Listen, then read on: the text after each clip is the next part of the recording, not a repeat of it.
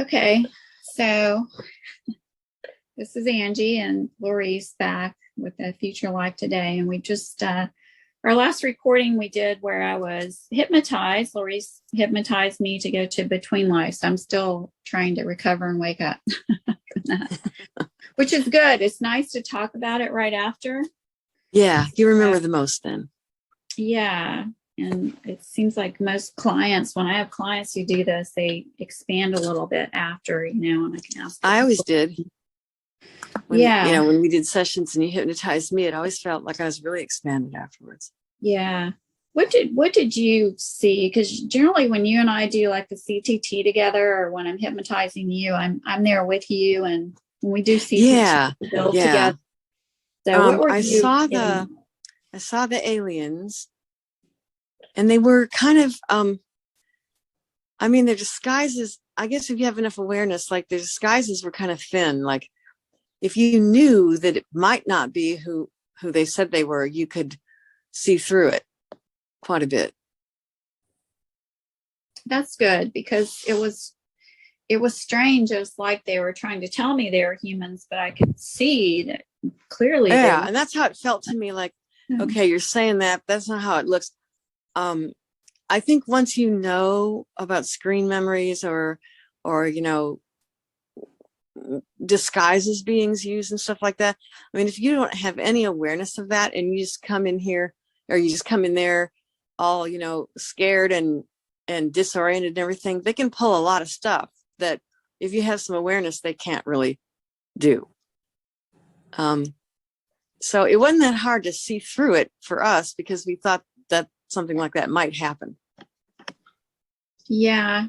And it did feel good. Like as soon as I'm there with the being is rushing up to me, and I did get feels some of that. Good. And I think it also is just the relief of not being here on Earth. Mm-hmm.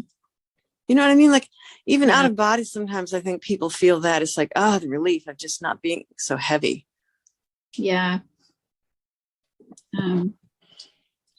So did you get any of that hell energy, or any confirmation around that some people are forced to come back, or some people are put into a hell and then kind of like, have you had Yeah, I did get some of that, and it was really disturbing. Because it's easy to do because they've taught us here on Earth to believe in hell. I mean, there's some people that don't, but in a general way, you're going to get people who they think there must be one somewhere, probably, even if they didn't land in it at first. And it's, they can create something like that because of our beliefs. And another thing that I've noticed, and this happens here on Earth too, as well as in this other realm, is that they'll use whatever tactic they can. There's no,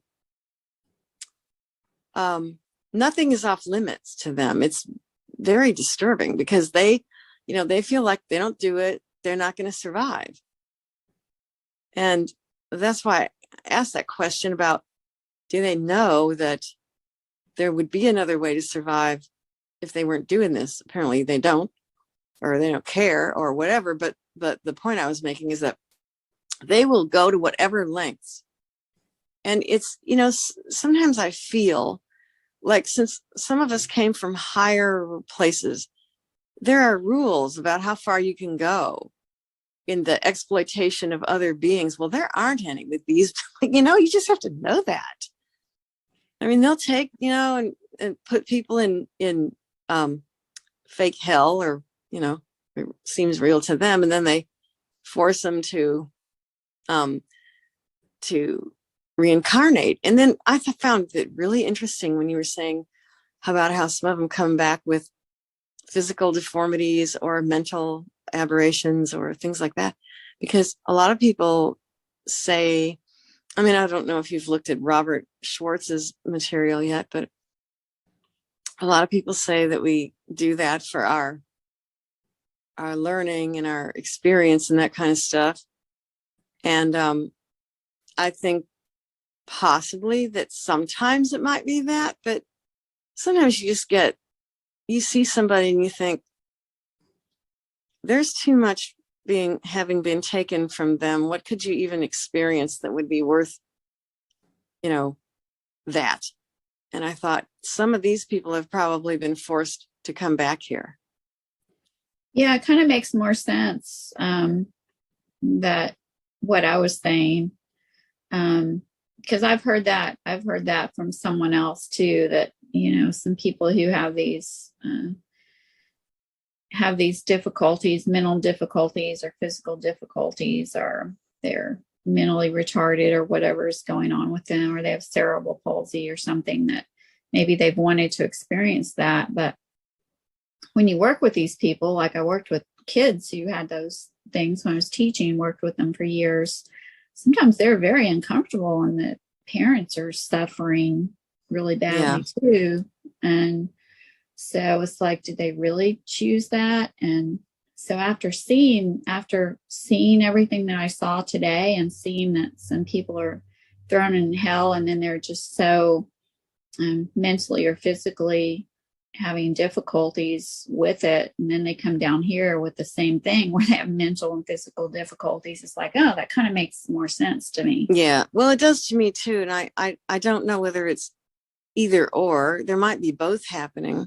Mm-hmm. For example, I've never been uncomfortable with my blindness. I just, some metaphysical people, they take a look at me and they start spouting off information about that because they're uncomfortable with it. Mm-hmm. But I think it's possible that I might have chosen it because it steers you it's some people, if you're inclined this way anyway, it steers you into a less materialistic direction.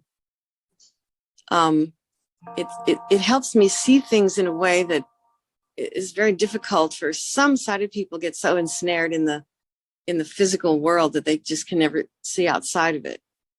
And I would say that my family's in that category. And I'm not, it's easy for me not to be snared by a lot of things that get other people. I'm not saying I'm impervious completely, but I mean, like, I'm not that programmable through my eyes or at all. You have to do it another way with me. And so a lot I haven't gotten. And I may have chosen that, or maybe I just am making the best of a situation that I got forced into, because a lot of times I feel like I was forced to come here, that I didn't choose to. Yeah. So I don't know which way it is. I don't know, but I'm not that uncomfortable with that particular thing.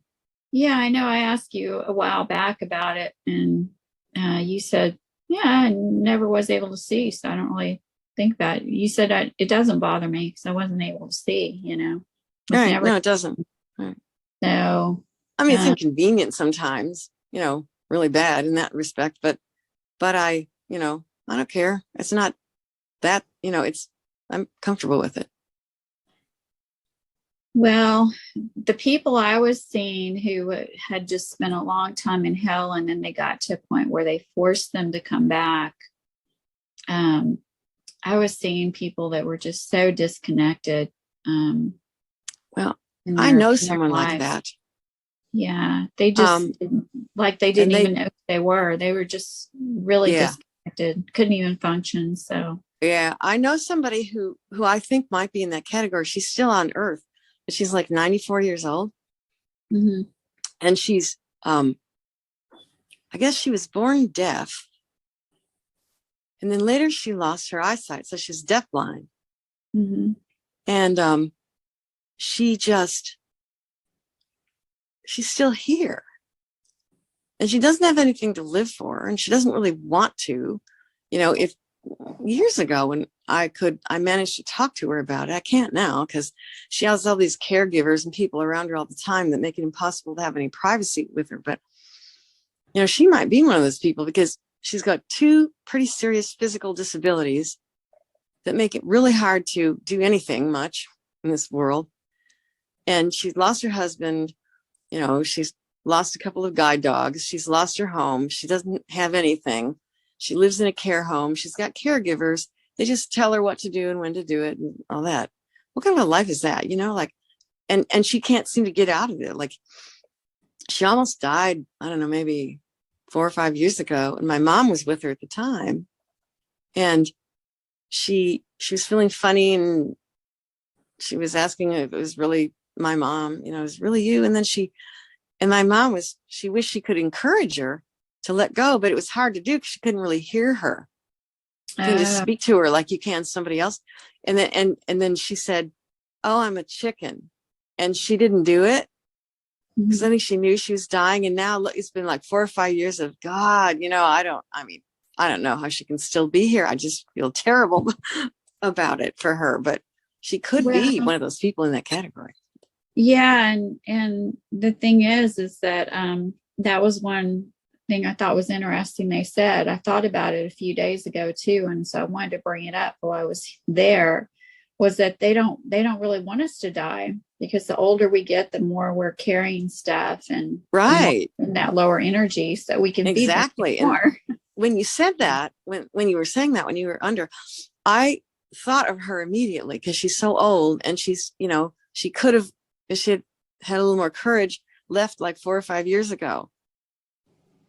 And she really was ready to go after her husband passed. And I even had an experience where when I visit my family, I set up the massage table and I give massages, because I used to have a license a while back, massage therapy license. And she would come over to our house back then and get on the table and everything. And we were having supper afterwards. And her husband in spirit came into the room and said, "Come on, Barb, let's go." Like, I could hear him say it, just like he used to say it on Earth. And she said to us, "Is there somebody else in here?" So she sensed him.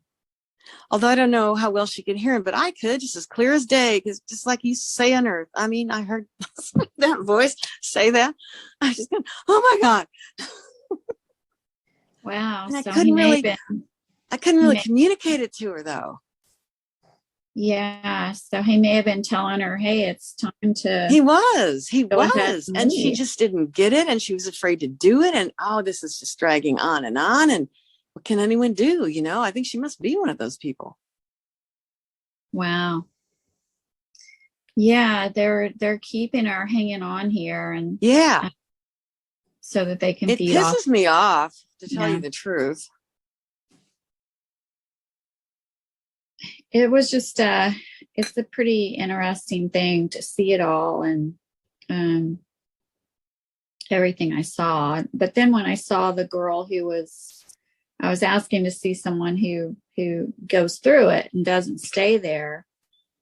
And that girl, I mean, she looked like she was under 30 years old. Maybe she's about 30 years old, just had been really rebellious. Wow. Living here, just wouldn't, connect with the system here, just system place. And she had a bunch of tattoos, just rebellious. I'm seeing her now dying in like a car accident. Because I didn't see. Yeah, because I was wondering how she went. It had to be something sudden, probably.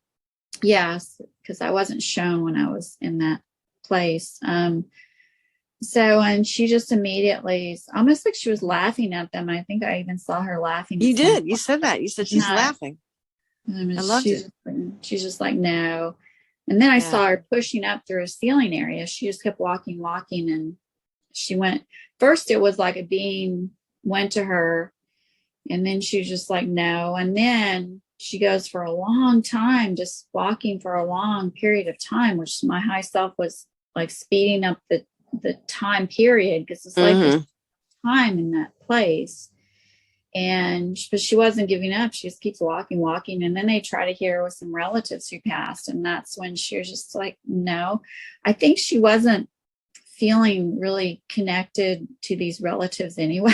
So I felt that too. I felt like they really had been relatives of hers in this go round, this last go round on Earth, but she just wasn't that. She didn't feel that connected to him. It's like some people all they want to know is, well, I see my relatives when I die. I mean, she was the opposite. It's like, I don't really care if I do or not.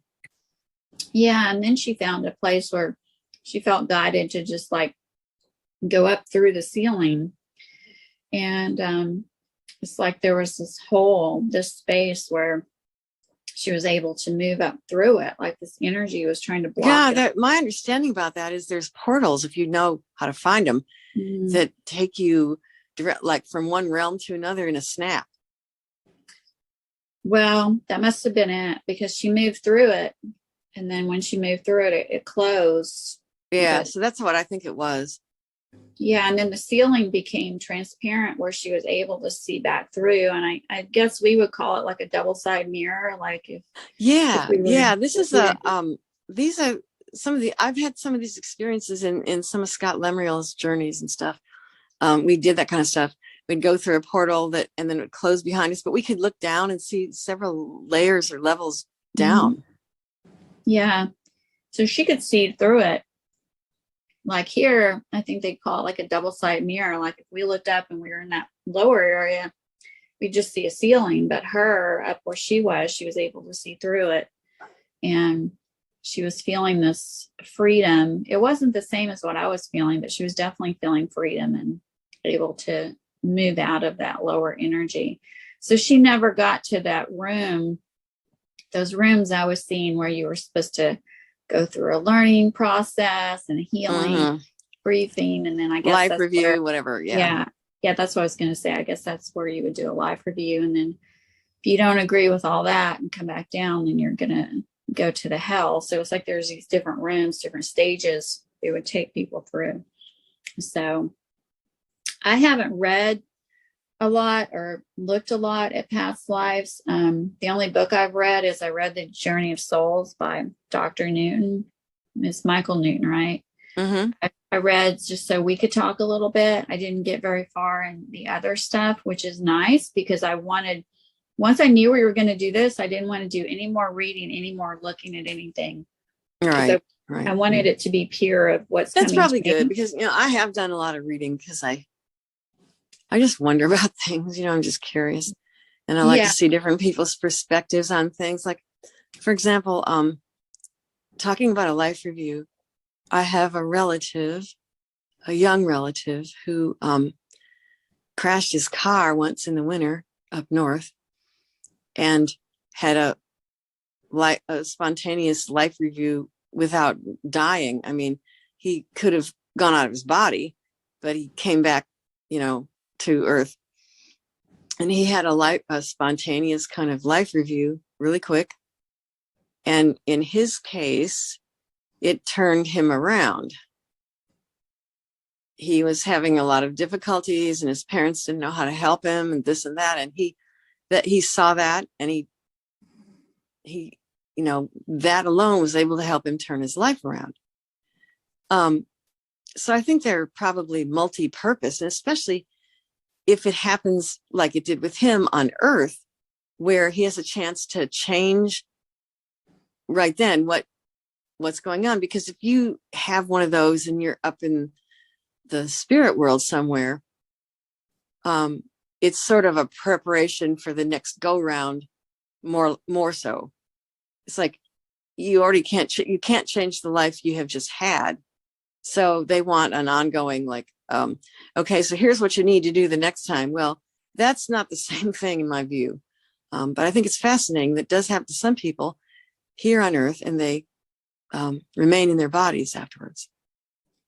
Yeah, and I think some of that, like his experience, and probably some of the near-death experience people, the NDEs, we get to see life reviews as being a great thing, and where sometimes maybe it's a great thing, and sometimes it's just like, okay, we're going to show you it's a great thing so that you always think it's great. So right. Well, that is a possibility because this family is religious, the one that I'm talking about, that this kid belongs to, and it served him very well this time. But I would be a lot more concerned about any life review that anyone has on the other side. Not just, most people come back from their near-death experiences empowered, at least for this lifetime. I don't know what happens after they really cross, but for this lifetime, they seem to be empowered. So we'll leave that there for now. But on the other side, a life review just, in my view, kind of prepares you for what they hope to be the next, go round, as I call it. the next life, the reincarnated life on Earth. Yeah. Yeah, I think so. And then unfortunately, we don't, I mean, we've read things where people have had their, like they say, they've had their near-death experiences, or where the hypnotist takes them to the in-between life, like with Dr. Michael Newton. But I feel like, well, I don't want to criticize Dr. Michael Newton, some of these people, but I will, because I don't care, I mean, Yeah. they put themselves out there. I told my daughter years ago I would criticize actresses or whatever for not being perfect. Like, none of us are, right? But it's like they're putting themselves out there, Yeah, so they are. Right. I feel like he just took people to a certain place, and I was reading his book. I'm like, I'm just reading the same thing over and over. Mm-hmm. You're going to this place, you're having a tunnel, you're feeling good, you're being met by these, relatives that passed. I mean, it was a lot of the same thing. And there was some other stuff in the book, but a lot of stories were the same. And it's like, what about you don't want to come back? I mean, there was one where the guy said, oh, well, this person wasn't really wanting to come back. So he was, coerced, but he didn't use the word coerced. He used another word that Michael Newton stopped and said, well, wait a minute, that sounds pretty pushy. Yeah. And I said, oh, no, they're not pushy at all. And I thought, okay, right. Yeah, exactly. Here. They're keeping him here. You said they're keeping him for more learning and more teaching to encourage him to come back. It's like, well, he doesn't want to stay. He doesn't want to come back, So, like, I haven't seen where, and I'm sure it's out there. I'm sure there's got to be things like what we did today where there's people who went beyond, and that's there has to be. For. That's what I was really searching for, is what's the beyond. Let's go beyond this, Let's look at what's really happening, why people are coming back here over and over and they're not happy. The earth is just getting worse. Yeah, pretty much. I mean, some people say that it's dividing between there's this huge division between the positive and the negative in preparation for, it combining back together again. But whatever you want to call it, it appears anyway that the earth is, that things are just getting worse and worse. And, everything's breaking down, and our structures, work like worse every generation. And you know what I mean? It's definitely not improving, at least not step by step. That's not how it works. It just breaks down slowly. Well, is there anything else? Well, I could talk a little bit about that. When I leave this lifetime, it looked very different. It felt we didn't touch on that. So I would like to hear some of that. Yeah, it felt really different. It felt like I was looking over to the left of me and I was still seeing that reincarnation place. But on the right where I was, like, I'm seeing these different scenes. So on the right where I was like, I was being welcomed by a group. They were saying they were my soul family. They weren't people who died. They weren't relatives. I saw them that way, but as your soul family, like wherever you came from. Yeah. That you may not necessarily have been, earth human. There are a lot of other kinds of humans that live in this, cosmos. And, it was a soul family that, wasn't earthly. Yeah. Yeah. It wasn't earthly, and it did feel a little more like a home. I'm trying to think because they were telling me that thank you for coming down. Even if you just come here and try, you don't have to accomplish a lot because the energies are so difficult. They were literally laughing about the life review. They said that all has to do with the reincarnation trap. Mm-hmm. So, and it makes sense to me. Like, why do we have to review our life? We know what we've done. They know. We know pretty much we know what we've done. Exactly. Yeah. Well, and this, I'm going to mention Daniel Brinkley, who's died about 3 or 4 times and come back. And that's the near-death thing again. And that helped him to change his life a lot. So it seems to be beneficial if it happens in a near-death experience or somehow an altered experience when you either are already on Earth or you come back into the same body. But when it's in the spirit realm after death, what can you possibly be preparing for if not another lifetime? Yeah. Yeah, I don't know the purpose of it, really. Well, I mean, it's just apparent that that's what they want, is for you to feel like you can go do it again. And often Scott Lemel talks about this in a really dismissive way. It's kind of like, he says, well, yeah, so you can fix this and you can hone that and you can tweak this other thing, and then since you don't have any memory of anything, you go a little bit too far in the other direction, and then you never get it balanced. And that's the point. Yeah. Well, that makes sense. So, well, yeah, there was just really where I was at. There was no meaning. There was no reason for it. Because I said I was getting another like positive mark on my soul just for. Yeah, you did. And I saw it too. Oh, well, that's good. Just for coming down here and trying. Yeah, I saw it. And I thought, well, that's really encouraging, because I've never heard about that before. But yeah, I did see it. Yeah, I had seen that once before, and I can't remember. I think it was in a hypnosis. Someone else had hypnotized me. I had all these marks all over my body. They were like medals, like thanks for going and doing whatever. Yeah, when you started describing that, I could see them. Yeah, so I say as a body because when I was first shown them, there was like an audience like clapping, thank you for coming down and doing whatever.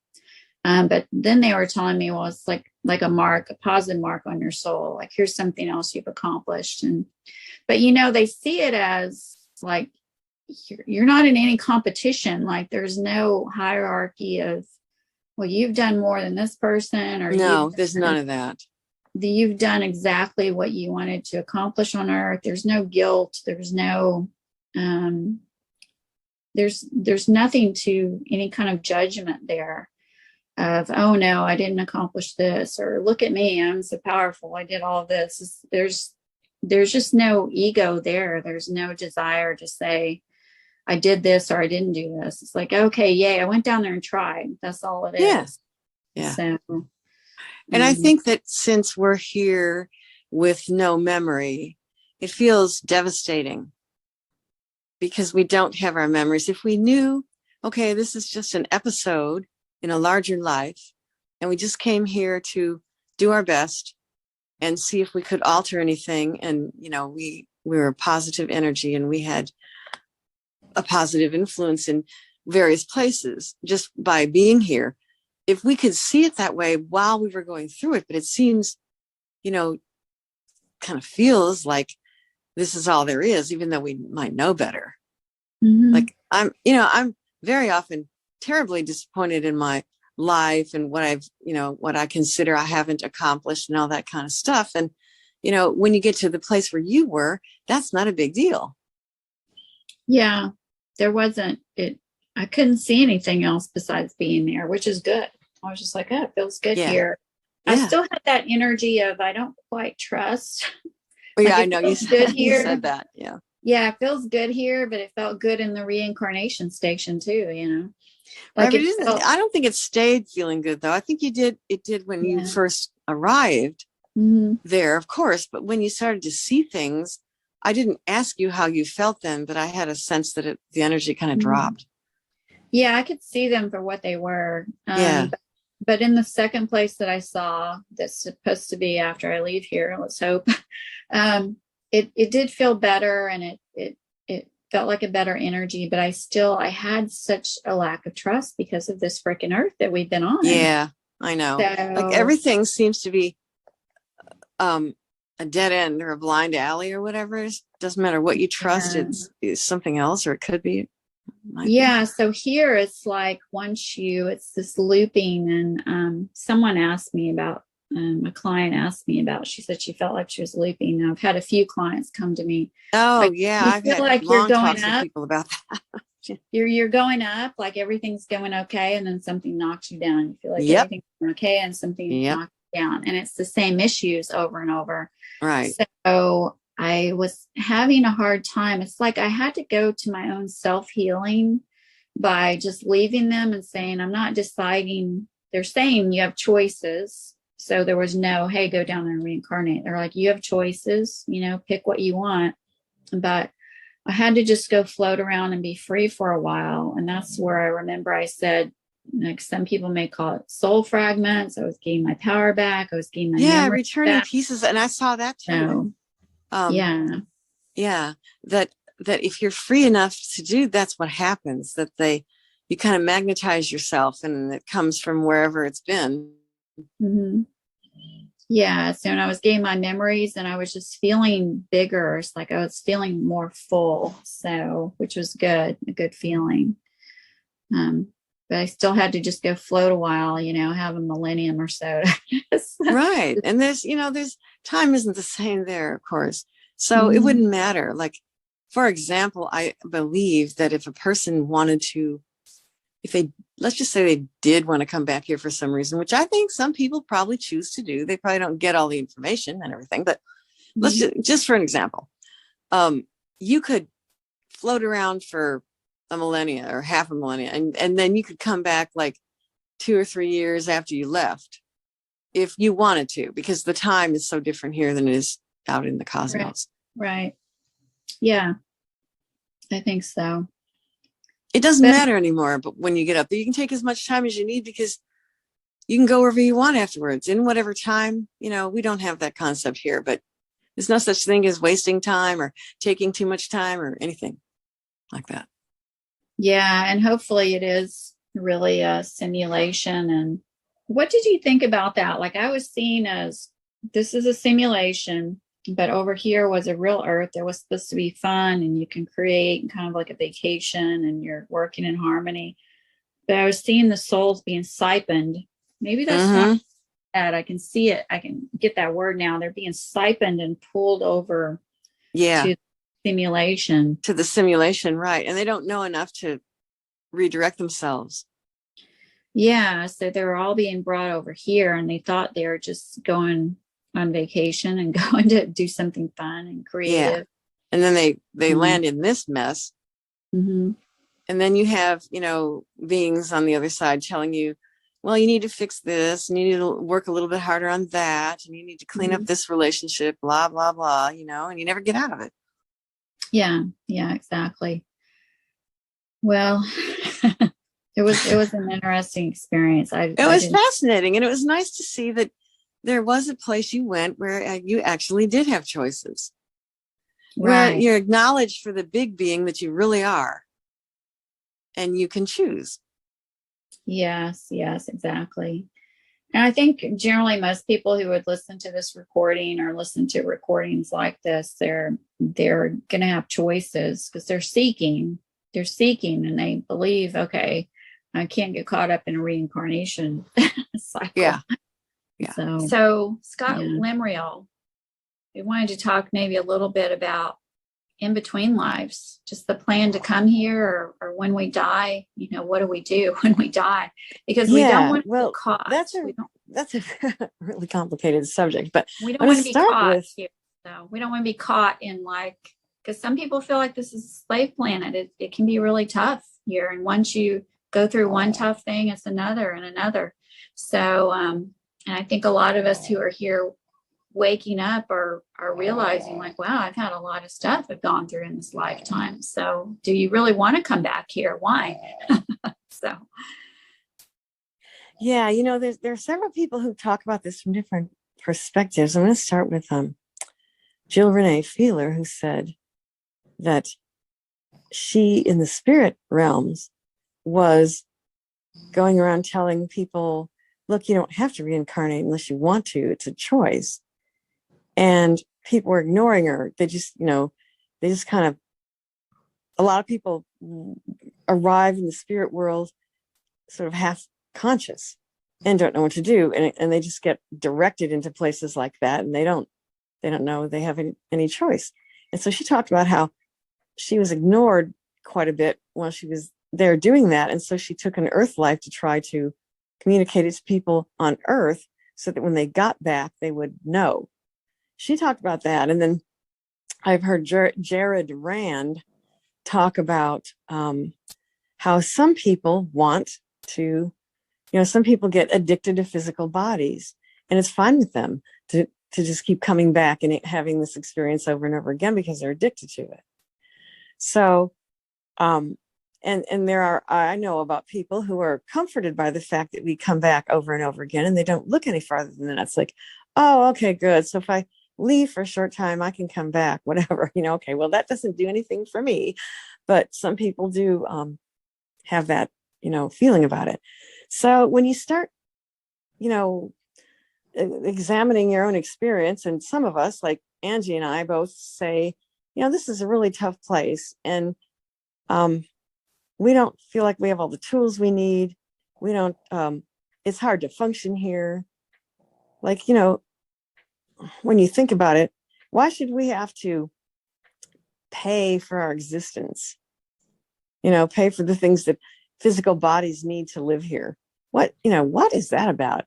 And all those questions that people have. Then you start wondering, what is really going on here? Did I have a choice, or did I just, and then did I have a choice, or did I not know I had a choice? Or did I, you start asking questions, and I don't really have a lot of clear recall about what happened in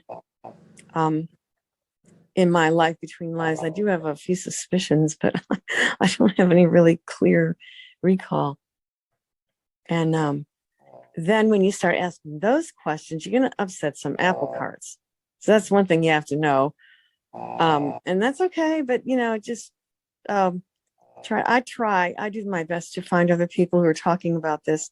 So, because some people take a lot of comfort in the way they think it is, and for where they are, there's nothing wrong with that. If they want to come back, if they,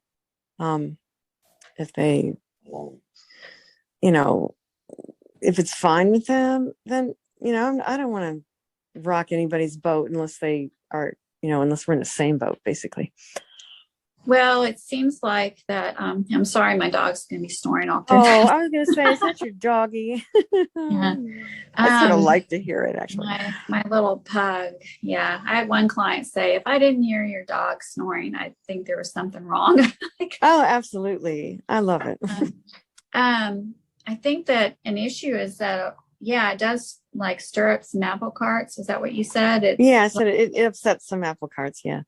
Yeah. People think, I think of religious people, like they think, oh, I'm going to die and go to heaven and all this. And it's just very simple to them. But then a lot of them, when they're here, they aren't trying to connect with that source. They're not trying to connect with that God, that source, whatever they want to call it. Right. And they aren't really truly believing like, okay, I am more than this. There is something more.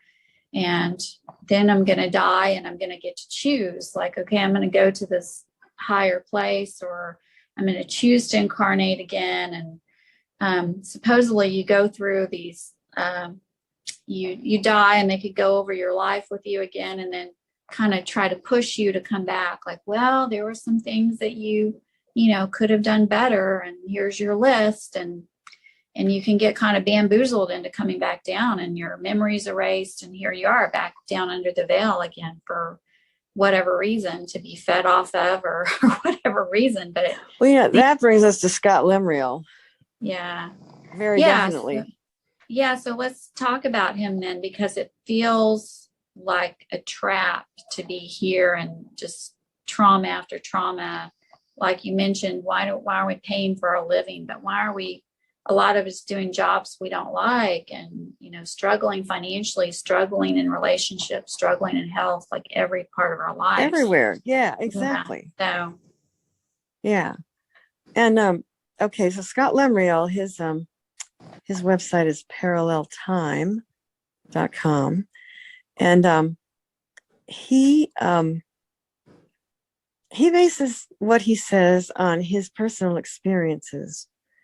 And he apparently was an ambassador from another planet who, on his way here, got apprehended, and they killed the body he was in, and they stuck him in another body, a body here on Earth. and it was the body of a child. So of course he didn't have his, for a long time, he didn't have his memories. They came back slowly. But he says that the whole cosmos or the whole creation is, warped or twisted. And the reason for that is that the way it was originally designed, it was designed as an experiment. And the experiment is duality, good and evil, and all the other dualities out there. And it was designed, it was thought that would help beings to evolve, but that is not what happened. And beings, other beings found a way to, some people say that this even happened from like a parallel universe that wasn't even in ours. I don't know anything about that, but other beings came and, took advantage and used other people's energy and twisted things and, took power from the fact that there's duality and there's a negative and a positive current. And so now, according to Scott, there is becoming an awareness that this experiment has got to be terminated because it didn't serve its purpose that it was designed to. And those above the void are beginning to realize this and are sending help to us even individually, as individuals, and in many other ways too, as far as the whole cosmos is designed. And that will have to change in order so that you can't use duality in the ways that it's been used in the past, because it wasn't helpful. It was detrimental. And there's victims on so many different levels. Some of the people that are doing that are even victims. It's just on and on, layer after layer and level, just, on and on. So what I think is very, very uplifting about this message is that there actually are beings, and beings who keep the planets in their courses. There's some kind of a quote like that in the Bible, and I don't remember where it is. It's in the Old Testament, I think, but I can't tell you where that is. But there are actually beings who make sure that keep things in their courses, and those beings have been made aware that that they can't just keep on doing that, because things have got to change and be changed. And Scott says they want all of us to participate as much as possible. The more that of us that are aware of that, and the more of us who can participate, the faster it'll go, of course. And so, and if you want to know details about this, then read his book, The Sayre's Agenda.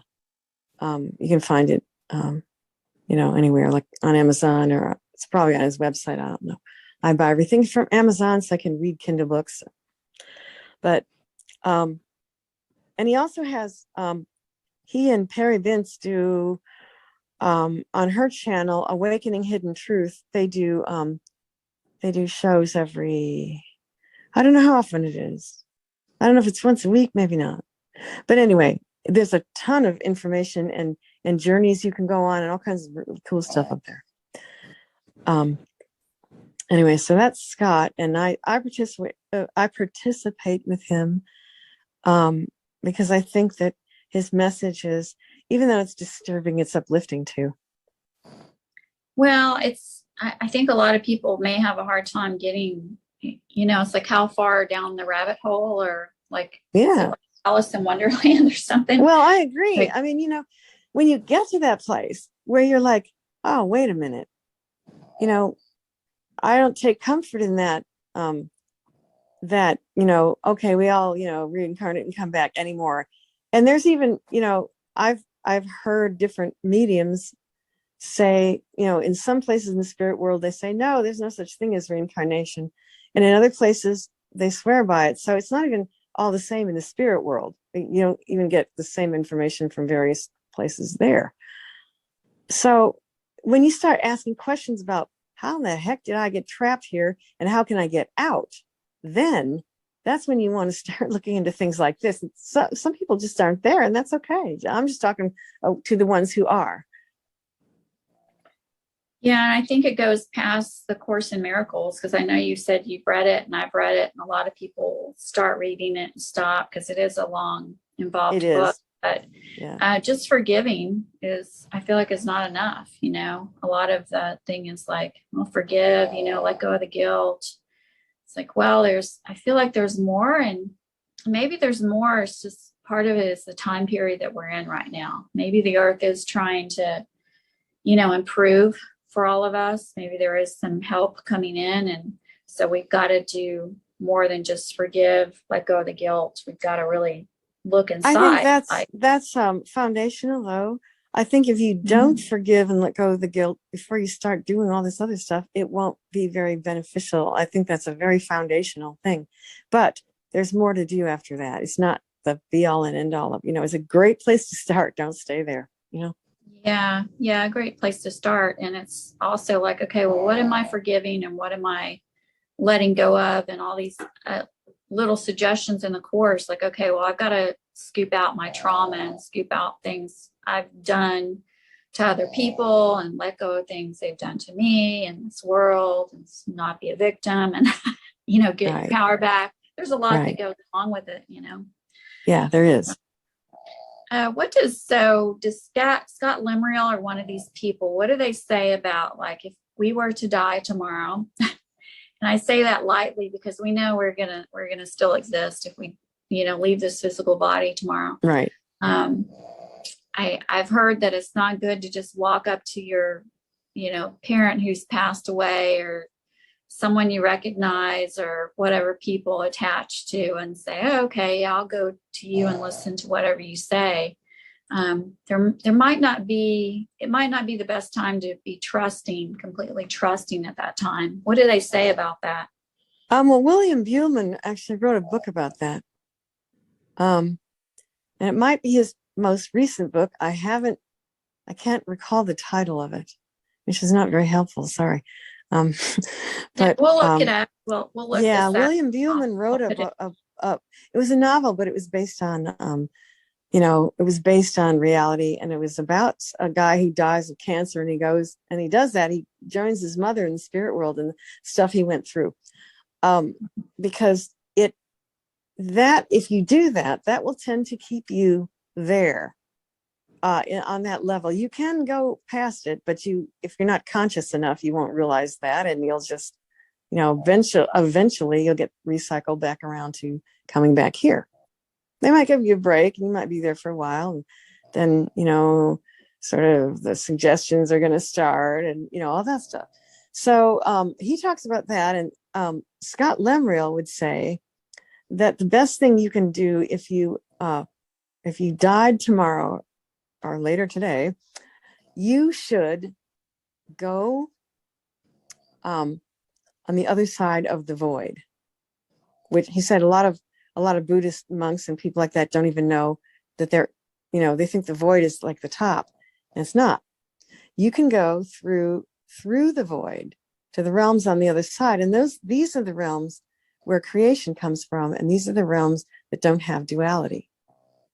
And in his book, he explains to us how to get involved in that before we leave our physical bodies, so that we know where to go and what to do.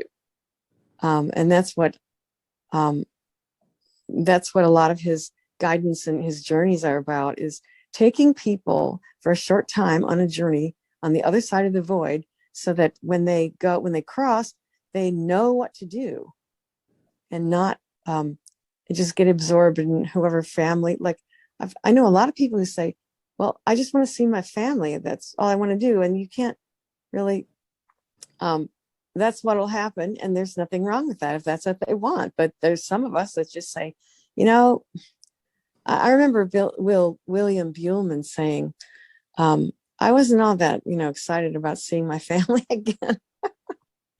And so we can talk about this kind of stuff. I wouldn't either. I'd be like, you guys caused me enough trauma here. I kind of want to be done, maybe. Yeah. Well, I can like mine are good people, and they still try to draw me into their, basically religious world. And I'm done with it. I don't have anything against Yeah. them, but I'm done with that. I'm not going to start it up again, not even on the other side. No, thank you. Yeah, yeah. I think if we were met by our relatives, there'd probably be like they've already moved to you would hope that they've whatever trauma or things that they've caused for us here, they've moved out of that, and they'd probably be like, hey, please forgive me, it was just part of our plan coming here, whatever. There'd probably be a better feeling energy towards them.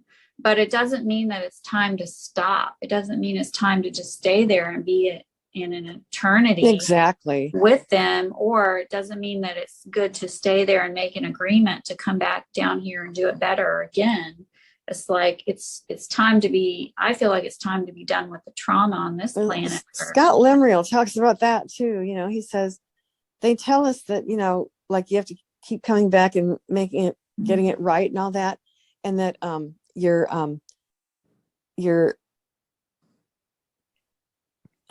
my thought just went away.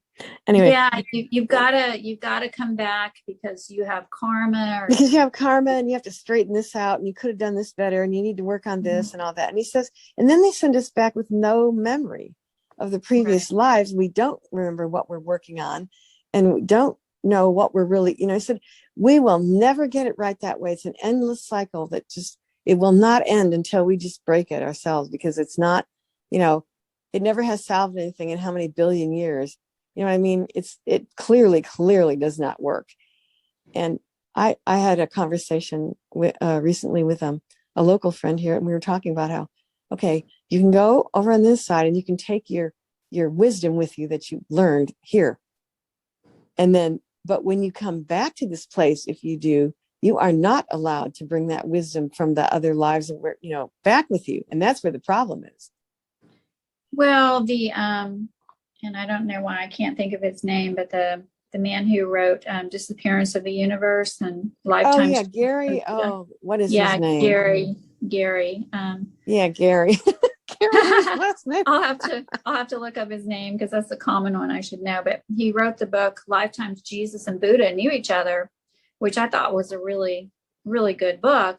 But they were coming back, and something was happening to them to jar them awake to where they had their memories of having known each other before. But most of us don't have that. We just come here, even feeling somewhat awake here right now myself. It's like I'm still fumbling around looking for my path. I think, well, my path seems like to, do energy clearing, hypnosis, like to do the clearings to help people. But there's like, it still feels like a slave planet. It still feels kind of stuck. Like, okay, I want to be out of here. Right. Exactly. Like while I'm here, I want to be as helpful as possible, but I cannot wait to escape this whole matrix and do something else completely. Yeah. Because if anyone says to me, oh, your path is to help someone, it's like, I was a teacher most of my adult life. And then I've been doing this since 2014. Like I've helped enough. I'm ready to be out. Yeah. So because it's a really difficult planet. If it was a planet where I'm like, oh, I'm always waking up feeling pretty good, pretty supported, pretty happy, but it's like, no, I have ups and downs, and everybody around me that I talk to has some ups and downs. A lot of people with what they call the dark night of the soul, or just depression, whatever you want to call it. And it really shouldn't be like that, because it is a beautiful planet. There does seem like there should be plenty of resources for everybody here. There's just a lot of darkness for whatever reason. Yeah, there is. Like, oh yeah, I've been like pretty depressed most of my, since I was a teenager. And, it's not like, I'm not saying that I don't know love and I don't know beauty and I don't know, wonderful different things. I do. That's not what I'm saying. But I'd probably have to say that I've been down more than I've been up. Right. Yeah, I would tend to agree myself. yeah, when I went back and tried to write down like my life so I could go back and clear off things, I was like, I don't know how I lived through this stuff, you know? Yeah. Just like, so much stuff. And as a shaman, I mean, I had one shaman tell me that you have exit points in your life. I'm thinking, well, I've had at least 3 or 4 times. I've had at least 4 times where I've almost died. So I guess those were maybe exit points where, you know, I had a chance to leave, but I decided to stay. I know that I had at least one where I almost did. And if I'd known enough about that, I would have gone ahead and done it, I think. Yeah. Yeah. Why not? Because you're just going to go somewhere else. But maybe part of the reason you stayed, and maybe the reason I stayed, is because I know for myself, I would have just got caught back into reincarnating. Well, see, that's probably what would have happened. I mean, we've been really digging for information, and that's probably why we stayed, because we really want to know, and we really need to know. And the more people who do know and who make a different choice, that helps the whole cosmos, actually, to say nothing of planet Earth. Right.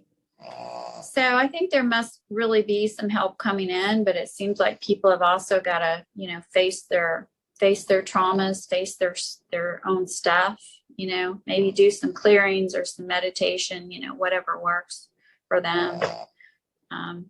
But what about, so I wanted to get back to between lives. So if you're there, you see your, relatives that passed on or whatever, some friendly entities who seem friendly to meet you. How do you get past the void? You just keep moving? You just keep moving up. Right. And we, you can be introduced while you're here on Earth, you can be introduced to beings who you can start working with now. And then when that time comes, they would help conduct you past all this stuff and to go on the other side of the void.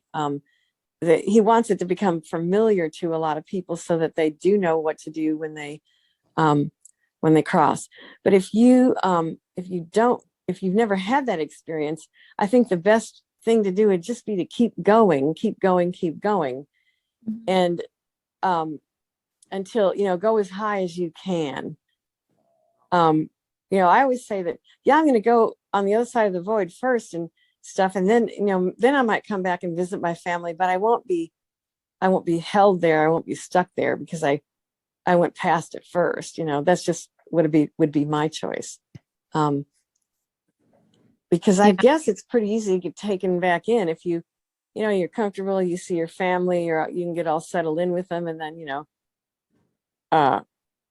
they all start reincarnating and here you go again. You know what I mean? Just right. You don't want to get comfortable. Like I've had one client go to her kind of resting place. She was visiting different lifetimes, but then there was a point where she went in between and she was at her resting place. And I think it could get really comfortable to be there and then just decide, oh yeah, it feels really good. And the entities that are here have been really kind to me. Yeah, I'll believe everything you say and I'll go incarnate again. It's like, no. Right. I think that happens. I really, all the time. Yeah. Don't do it.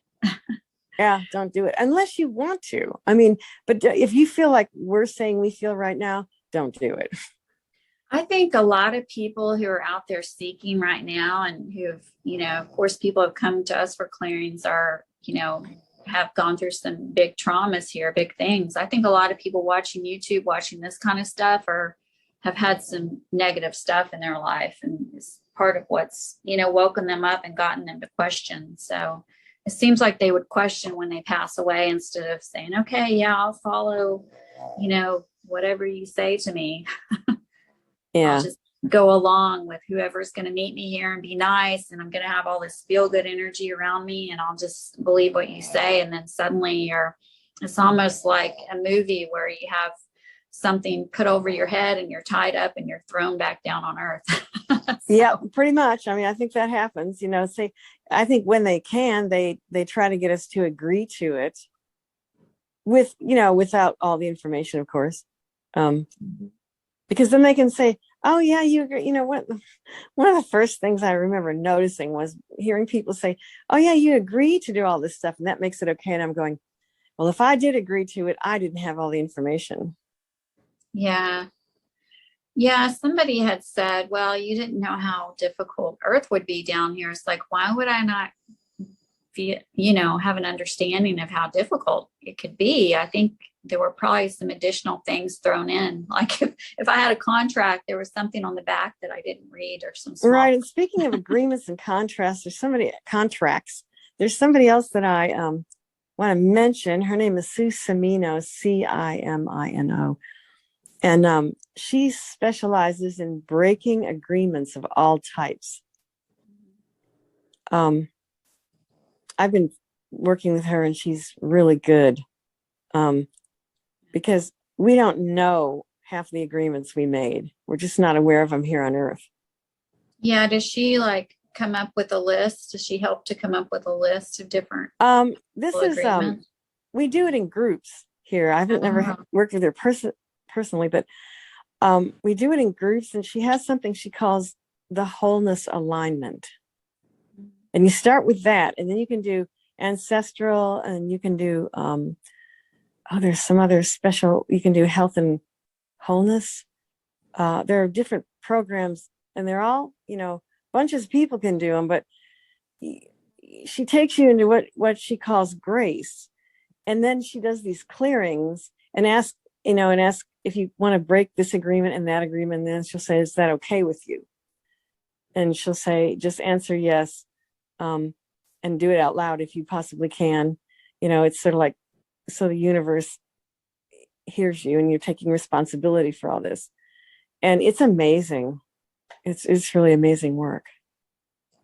Yeah, it sounds like it would be a good thing to try. I know in energy clearing, I asked to clear any contracts, oaths, and agreements that don't serve you, but it would be good to, to go into depth when people aren't going completely. Yeah, it's very similar. It's what that is. It's just going into depth on that. Yeah.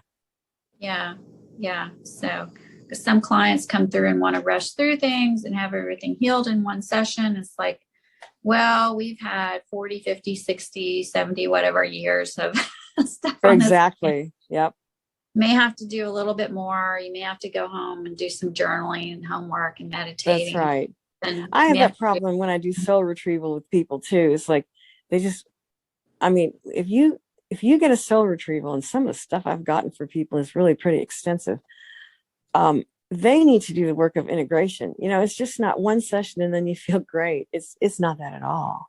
Yeah. You may need another session, or you may need to just go do some work yourself. So. Exactly. Is do some work to it's a requirement that if a person receives a soul retrieval, they need to go and do some work, the work of integration, because you can't just be fixed, because whether willingly or not, or whether knowingly or not, we participated in a lot of our, enslavement and a lot of our disempowerment.